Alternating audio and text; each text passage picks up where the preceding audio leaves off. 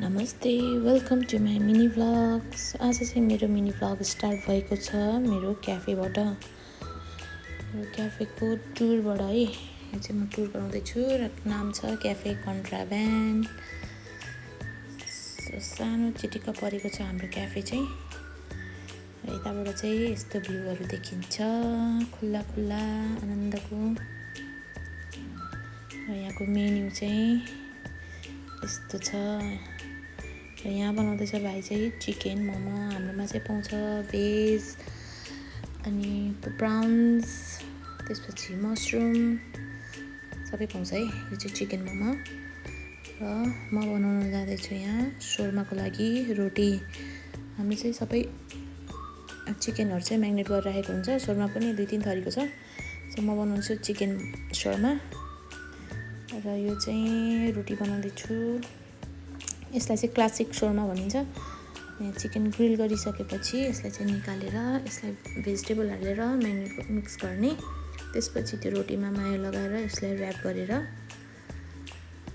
यसरी, भाइ चाहिँ ग्लोभ्स लगाएको छैन रहेछ हतार भएर।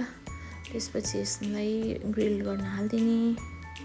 सो ग्रिल गरिसकेपछि यसलाई बटर पेपरमा ऱ्याप गरेर, यहाँ चाहिँ मेरो बाबुले पार्सल दिन्छ फेरि बाई बाई गरेर, बाई बाई गर्नु उसलाई दिनलाई एकदम रमाइलो। त्यसपछि यहाँ बनाउँदैछ चिकन चिल्ली। चिकन चिल्लीको लागि यहाँ चिकनलाई हामीले यसरी डाइस गरेर काटेर कर्नफ्लोर, नुन, मसलाहरू हालेर, ब्ल्याक पेपरहरू हालेर, अनि त्यसपछि अदुवा लसुनको पेस्ट हालेर, थोरै बार्बिक्यू ससहरू हालेर म्यारिनेट गर्छौँ। एकछिन मिक्स गरेर त्यसपछि तातो तेलमा फ्राई गर्नेछौँ, एकछिन रोस्ट गर्ने। त्यसपछि अरू यहाँ भाइले काट्दैछ प्याज अनि क्याप्सिकम अनि गोलभेडा।